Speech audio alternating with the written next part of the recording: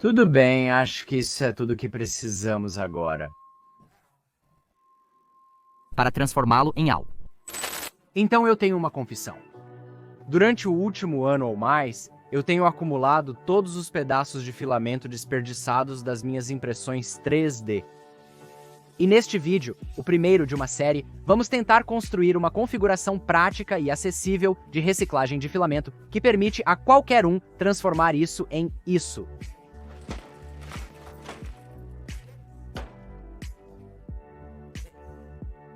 Vamos atrás disso.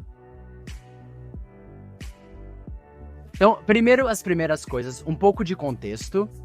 Como todos nós sabemos, enquanto a impressão 3D tem muitos benefícios ecológicos e ambientais que eu discuti em vídeos anteriores, como reduzir a necessidade de transporte, nos permitir consertar coisas em vez de substituí-las, e muito, muito mais, ela também gera uma tonelada de resíduos. Isso pode ser algo tão simples quanto uma impressão falhada, até estruturas de suporte, e até coisas tão minúsculas quanto linhas de purga. Isso sempre foi considerado parte do acordo. Mas, mais recentemente, empresas começaram a surgir como a Recycling Fabric, que provaram que, de fato, pode ser prático reciclar essas impressões falhadas em novo filamento que não é apenas utilizável, mas também bonito e funcional.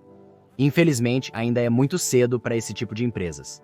Como o fundador da Recycling Fabric me disse em uma entrevista de podcast, eles já estão realmente inundados com mais plástico do que podem razoavelmente até mesmo classificar, e eles ainda nem começaram a aceitar filamento de fora de seu país de origem, a Alemanha.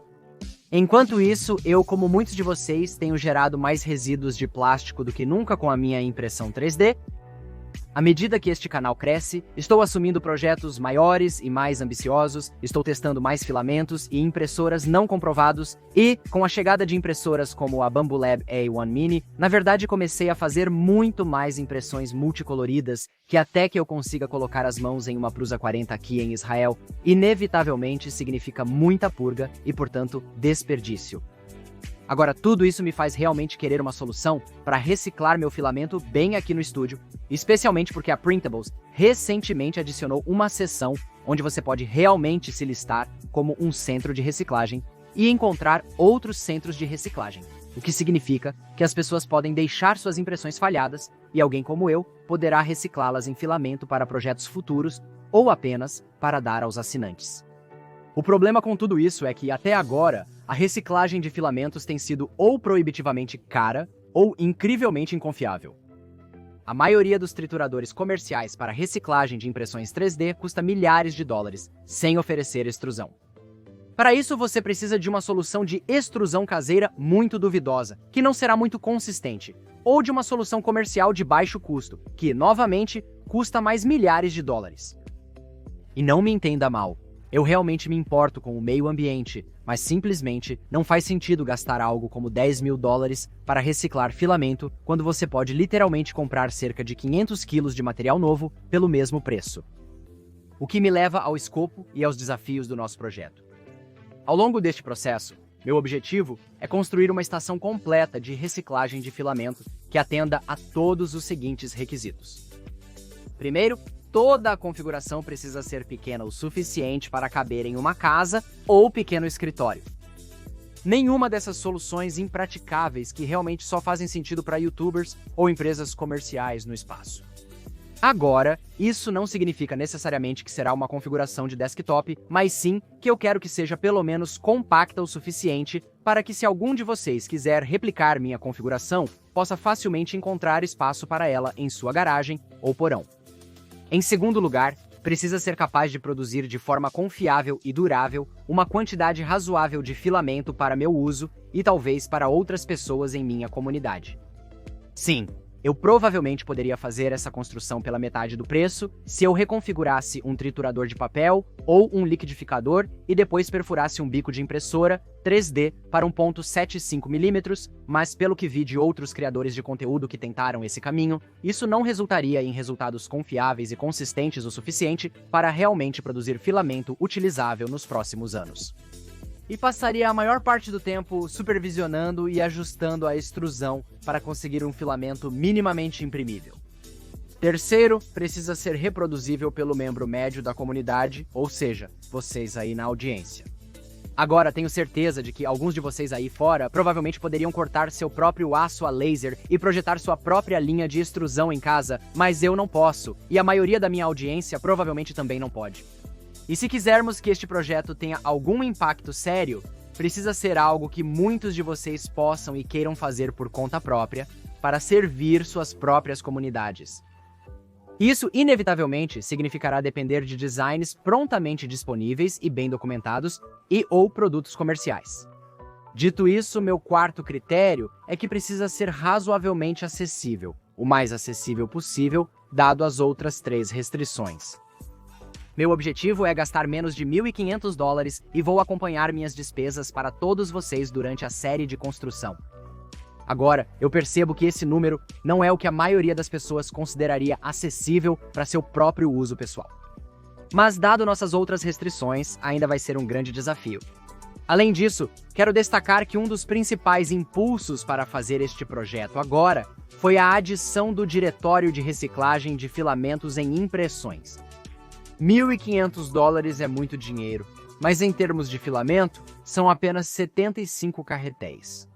E eu imagino que se as pessoas conseguirem fazer essas máquinas funcionarem de maneira confiável o suficiente para que possam começar a aceitar as impressões falhas de outras pessoas, então na verdade não deveria ser difícil coletar 75 quilos de filamento ao longo de, digamos, 2 ou 3 anos, que é um horizonte de tempo razoável para recuperar um investimento. Honestamente, não sei o que você faria com o filamento se não pudesse imprimir tanto. Você poderia vendê-lo de volta aos proprietários originais com desconto, listá-lo no marketplace do Facebook local ou usá-lo você mesmo para uma loja no Etsy. Honestamente, podemos resolver isso quando chegar a hora. Por enquanto, ficarei realmente feliz se conseguirmos interceptar algum filamento do aterro e redirecioná-lo de volta para um carretel de filamento utilizável. E enquanto estamos nisso, acho que seria incrível se tivéssemos um grande e audacioso objetivo como resultado do efeito cascata deste projeto. Por exemplo, salvar 10 toneladas de filamento de aterros como resultado desta série de vídeos de construção. Então, com nosso desafio estabelecido, vamos começar com o primeiro componente, que é o triturador em si. Como mencionei antes, muitos tentaram e a maioria falhou em reaproveitar coisas como trituradores de papel ou liquidificadores comerciais ou domésticos e coisas do tipo. E, a partir da minha pesquisa, se realmente queremos ser capazes de produzir filamento consistente e utilizável com uma tolerância razoável, isso começa desde o primeiro passo, a trituração. Então, quando embarquei neste projeto, vasculhei a web em busca de trituradores comercialmente disponíveis, apenas para descobrir que a maioria das soluções facilmente disponíveis eram A, extremamente caras, B, manuais, ou C, todas as opções acima. Felizmente, me deparei com um site chamado Precious Plastic, que pelo que entendi é ou era uma espécie de coletivo sem fins lucrativos de pessoas na Holanda, notavelmente um cara chamado Dave Hackens, que criou e disponibilizou todo tipo de designs de código aberto para coisas como trituradores, máquinas de moldagem por injeção, extrusoras e muito mais. O objetivo final deles parece ter sido capacitar as pessoas a criar pequenos negócios em torno da reciclagem de plástico. Eu digo parece ter sido no passado, porque descobri que os fundadores parecem ter seguido para outros projetos. Grande parte do site deles não é mais atualizado com o último lançamento e atualização por volta de 2020, e seus tutoriais deixam muito a desejar. Felizmente, eles deixaram para trás uma comunidade próspera como legado, incluindo um canal no Discord, bem como o Bazaar Precious Plastics, onde pessoas de todo o mundo podem listar máquinas ou kits faça você mesmo para cada um dos diferentes designs. E é por aí que vamos começar. Agora, para ser claro, existem arquivos DXF 100% gratuitos e de código aberto disponíveis online, que você pode baixar e cortar você mesmo ou enviar para qualquer serviço local, como SandyCut Sand ou apenas uma loja local de corte a laser.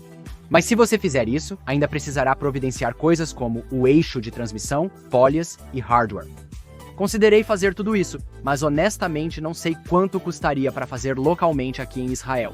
Com tantas pessoas atualmente na reserva devido à guerra, achei que importar as peças seria muito mais fácil e barato. Pesquisei serviços como o patrocinador deste vídeo, PCBWay, mas não era econômico fazer um kit único. Eles explicaram que coisas assim serão mais acessíveis com a quantidade de aço que você precisa cortar se comprar de alguém que já está produzindo em grande quantidade. Com isso em mente, comecei a navegar no Bazaar Precious Plastic, onde você poderá encontrar todos os tipos de fornecedores de todo o mundo. Na época, quando eu olhei, ninguém estava realmente disposto a enviar para Israel, mas eu entrei em contato privado com alguns produtores e consegui convencer um deles, PP Capi Espanha, a atualizar suas políticas de envio. Eles também me informaram que se eu comprasse 2 kits, o frete só aumentaria, então seria uma oportunidade de recuperar parte do meu investimento caso eu consiga vender o outro kit localmente. Então, com tudo isso dito, eu pedi 2 de seus kits da versão um pouco mais antiga, 2.1 em aço comum, não inoxidável, completo com o eixo de transmissão Evolution, e eles foram gentis o suficiente para fazer os furos chanfrados para mim gratuitamente. No total, esses 2 kits saíram por € 758,48, incluindo o frete.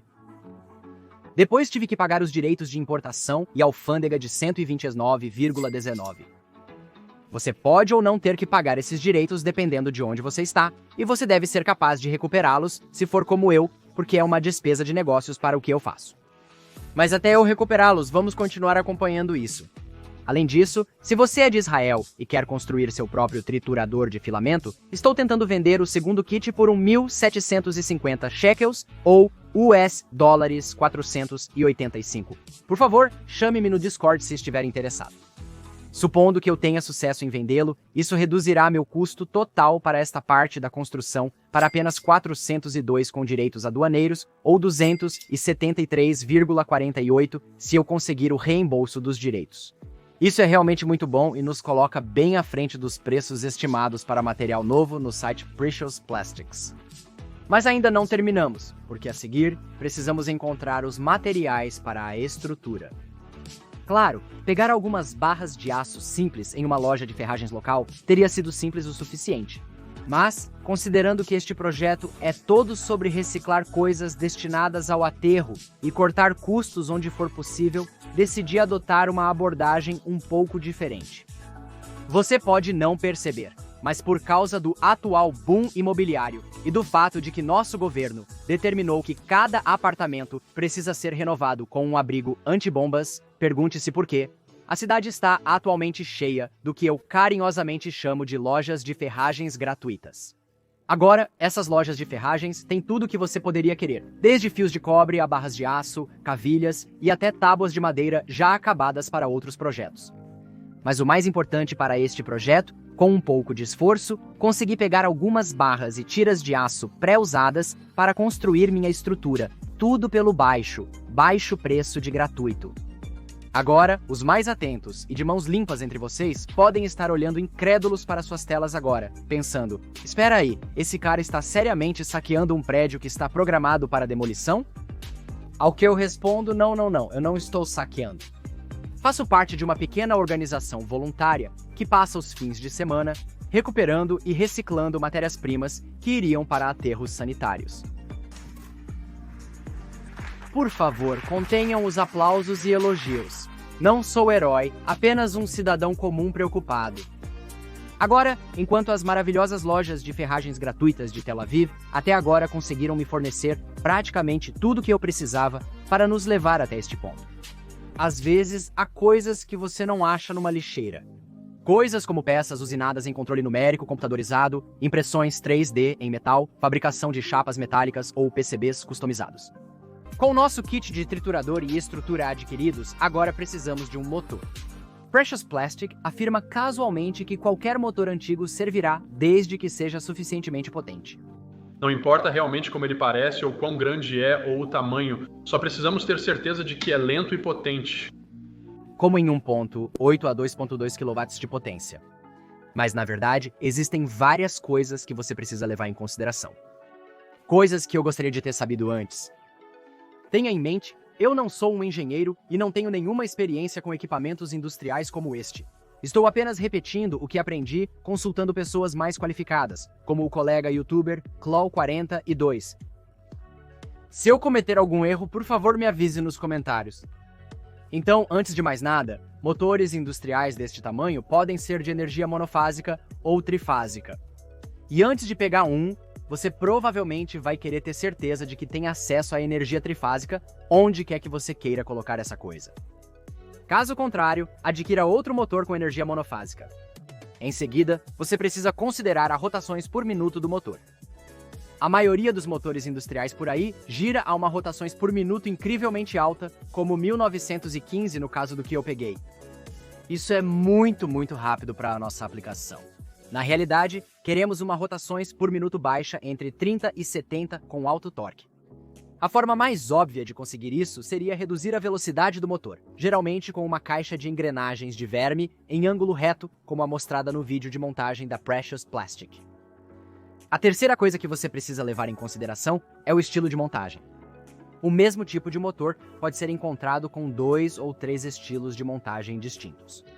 Alguns são parafusados próximo ao eixo de transmissão, normalmente na caixa de câmbio. Há aqueles parafusados no quadro a partir do corpo do motor, entre outros. Infelizmente, eu não sabia nada disso quando fui procurar motores no Facebook Marketplace.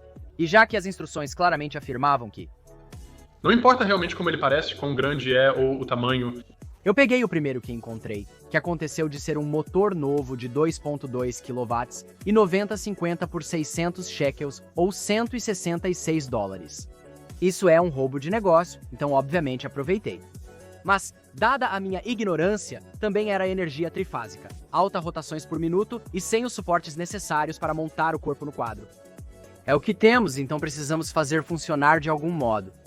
Com esse objetivo, em vez de tentar encontrar uma caixa de câmbio que se encaixe perfeitamente neste motor e seus pontos de montagem, consultei a Claw42 e meu eletricista local, que se tornou amigo pessoal, Mohamed, que ambos me disseram que minha melhor aposta seria um conversor de frequência variável, ou conversor de frequência variável. Pelo que entendi, e vamos ser honestos, eu não entendi. Isso é algo como um dispositivo eletrônico que permite que você insira eletricidade da parede em uma extremidade e depois emite eletricidade na outra, de tal maneira que controla a velocidade e direção do motor, tudo isso sem a necessidade de uma caixa de câmbio física. Isso é bastante insano para mim. E na verdade, eu não entendo a física real de como vamos fazer um motor que quer girar a 1900 rotações por minuto e baixo torque para girar a 30 a 70 rotações por minuto e alto torque. Mas confie nos especialistas, certo? De qualquer forma, eu pedi tanto o conversor de frequência variável quanto um controlador externo com botões no AliExpress, porque coisas assim são absurdamente caras em Israel, totalizando 76,32.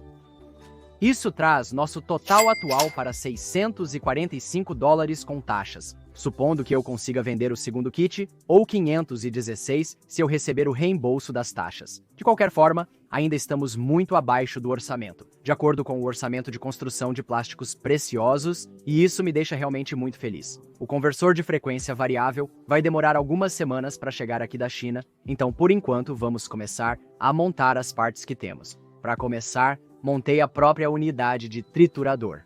Agora, isso não é super complicado por si só, mas o vídeo instrucional fornecido está longe de ser abrangente e existem diferentes versões por aí, então nada mostra exatamente o que vai onde.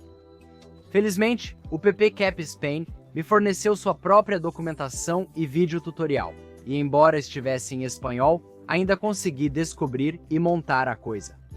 Agora, admito que isso exigiu desmontá-lo e remontá-lo algumas vezes para corrigir meus erros, porque entre meu espanhol enferrujado e simplesmente não seguir as instruções corretamente, tive dificuldades para obter respostas claras sobre qual faca vai onde e em que ordem. A partir daí, era hora de soldar a coisa. Agora, por favor, não se intimide se você não souber como soldar. Eu também não sei. Na verdade, só recentemente peguei meu primeiro soldador básico de eletrodo DC. Como mencionei em um vídeo recente sobre ferramentas de fabricação que gostaria de ter comprado antes. Agora, essas soldas não são complicadas ou delicadas de forma alguma, mas ainda não foram fáceis para mim como iniciante. Na verdade, tenho quase certeza de que ainda preciso voltar e melhorar algumas dessas soldas mais tarde, especialmente considerando que as peças laterais não tinham nada que as mantivesse no lugar até que você as fixasse com sucesso. Então foi realmente complicado segurar e soldar ao mesmo tempo. Mas através de tentativa e erro, consegui chegar a um ponto em que tudo se manteve unido.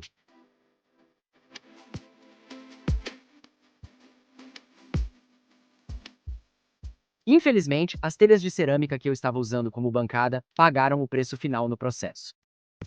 Não se preocupe, uma rápida ida à loja de ferragens gratuita rendeu boas tábuas de madeira. O problema das lojas de ferragens gratuitas é que o preço é ótimo. Eles não oferecem entrega. E uma missão secundária depois, eu tinha uma superfície de trabalho boa, nova e um pouco torta.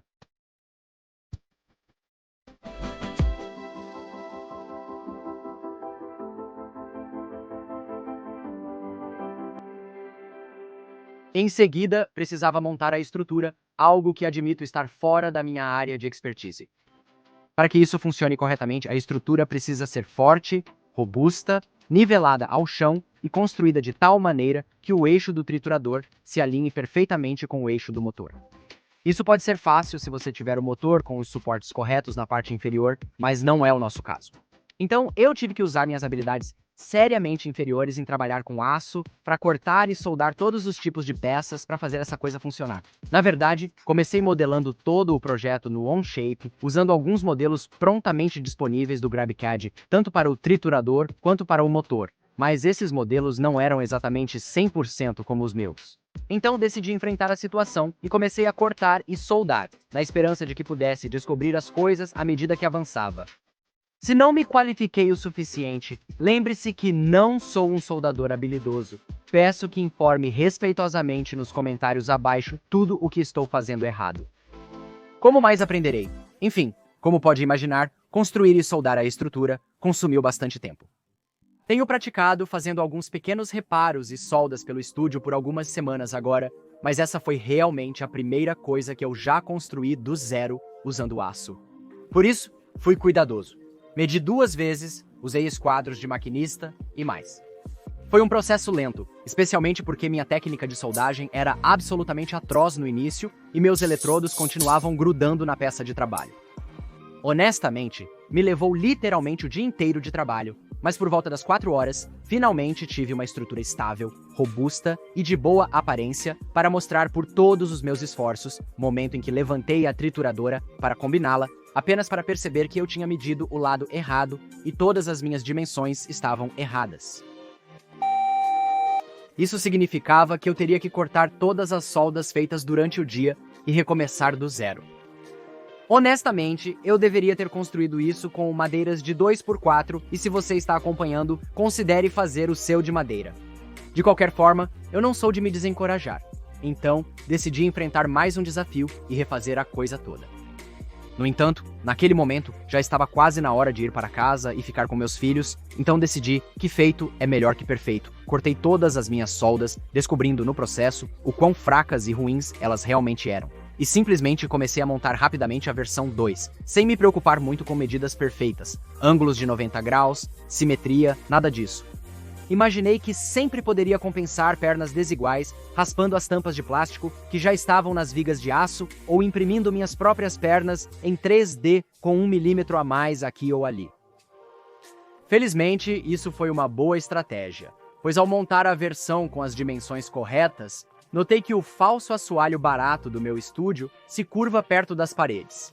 Isso significa que se as pernas de aço tivessem o mesmo comprimento em toda a volta, a estrutura se inclinaria para a frente. Então, embora essa coisa seja admitidamente bastante torta, instável e feia pra caramba, isso não vai importar tanto assim. Além disso, eu planejo realmente fixar essa coisa na parede para maior estabilidade, então não vou me preocupar com ela estar perfeitamente nivelada ou rígida, contanto que as pernas possam suportar bem o peso do triturador e do motor, o que elas conseguem. Para finalizar a estrutura, era hora de construir um suporte para o motor. E como você vai se lembrar novamente, o motor que eu comprei no Facebook Marketplace não tem o tipo certo de suporte para essa aplicação de forma alguma. Isso significava que eu precisaria criar minha própria solução de montagem na própria estrutura, o que fiz simplesmente usando pedaços de sucata das barras de aço de 2x2. Primeiro, eu soldei recortes na parte interna da estrutura e depois soldei recortes adicionais em cima desses, o que deixou um pequeno jogo horizontal para me permitir ajustar o motor para a esquerda e direita para se alinhar com o triturador. Verticalmente, porém, eu realmente tive muita sorte porque parece que isso alinhará perfeitamente o eixo de acionamento do motor com o eixo do triturador no eixo vertical, mas teremos que ver tudo isso no próximo vídeo. Acho que é um bom ponto para pararmos por esta semana, mas vamos falar sobre os próximos passos. Nos próximos vídeos da série, vamos lidar com a fiação e eletrônica, anexando o motor ao triturador, construindo algum tipo de funil para alimentar o plástico, criando uma prateleira inferior para segurar as caixas que realmente coletarão o plástico triturado, e finalmente ligá-lo e então ajustar nossa trituração para que obtenhamos triturações consistentes e confiáveis. E então enfrentaremos o próximo desafio, que será extrudir essas triturações em filamento realmente utilizável. Então, se você quer acompanhar essa jornada, inscreva-se e considere clicar no ícone do sino para não perder os próximos vídeos, pois não apenas documentarei meu progresso, mas também compartilharei o que aprendi para que você possa construir uma configuração semelhante em casa. Quando tudo estiver pronto, compartilharei o custo final detalhado e atualizarei você sobre o sucesso em recuperar meu investimento, produzindo filamento para mim ou para a comunidade local. Será uma jornada divertida e informativa, então espero que você venha junto. Antes de deixar todos vocês irem, deixem-me agradecer rapidamente aos nossos membros do YouTube e apoiadores do Patreon, particularmente nossos membros Nylon e Peak, Chip Cox, Two Crazy Kittles, Amir Khan, Chris Miller e Don Arledge. Vocês são demais.